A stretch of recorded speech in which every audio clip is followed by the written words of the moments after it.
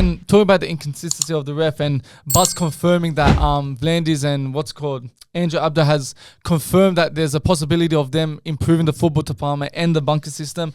And for me, I think this is the perfect time. After the season, we've seen lots of bad calls in this season's 2024, and I think they need to improve and just to be consistent, like confirm and assure teams what is a high contact, what is a sim bin. Because if we can improve that, the game's going to be so much better. Yeah. So what's contact to the head, the slightest touch, that's sim bin, and people will know, like the fans will know that no matter what, it's a sim bin. So we're all sure. And I think they've got to, make high tackles in the penalties. For example, like justified. For example, we see many times players slip and the contact. Yeah, they change should that. know. Look, okay, he slipped. He's went low, and of course the arm's going to hit him on the face. So they should take that in consideration. Okay, we're not going to... Yes, we'll give it a penalty, but no sim bin, no send off for that, no report because it's an accident. Yeah. He said, but it's an accident. So I think these things are got to take into consideration because I think they can really make the game better and they can make it... make us fans not get angry at when decisions don't go away. But the real question is, who is making these judgments up in the bunker? Now, the bunker right now has 8 people determining a result. Yeah, that's too much. Talk about the inconsistency. Imagine like one person you say that's a try, you say it's not a try, and 3 of them say it's a try, and whatever, and another person say it's a no try. It convinces the person making that decision, that final decision, that it confuses them. That's what I'm trying to say. So like, number.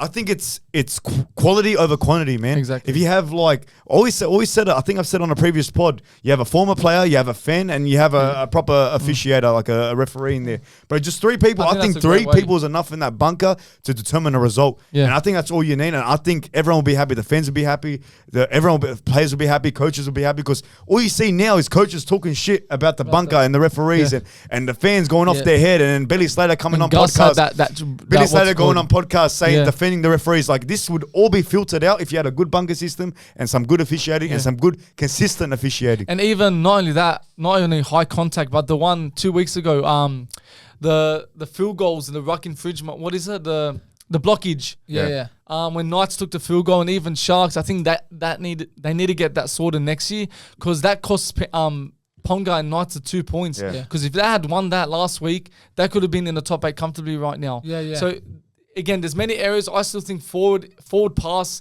like overruling it, should be something they should be focusing on. I don't know why they're not taking this seriously. It's been an issue for the past decade, and hopefully they get that sorted out. And key areas. It starts from the bunker, bro. Yeah. It's from there, bro. And I think getting a player like you said, I think that would be very good for the game. And I think with them now, of course, first year going Las Vegas, this is going to be their second year. They got to fix these rules up, tighten up so they brand their sport well, they can market it properly, and American fans who are getting used to the game know the rules, because if they're going to get confused, they'll switch off and not watch it anymore. Bro, the referees don't even know the game. Yeah, exactly. Because think about it, look, what sport doesn't have problems and issues? It's just about being consistent. You might have one bad call in like every 5 weeks. Yeah. But not every week where it's happening in the NRL especially. So we need to fix that ASAP, man, to make this game better. Yeah, and again, I think the problem with forward pass, why they don't do it, is because sometimes forward passes are hard to, determine. Sometimes they don't have the funds to get in the, the technology. For example, in Premier League, how they have the high class technology that can determine when someone's offside. I reckon angles can. Yeah, angles can. We've seen on camera angles, you can see that it's a clear forward. The clear obvious ones, they should. But there's sometimes very tight ones where they can't. So I think the most important one, bring it into... Get the ones that are clear obvious. For example, like that Reece Walsh one back last year against Warriors, the biggest forward.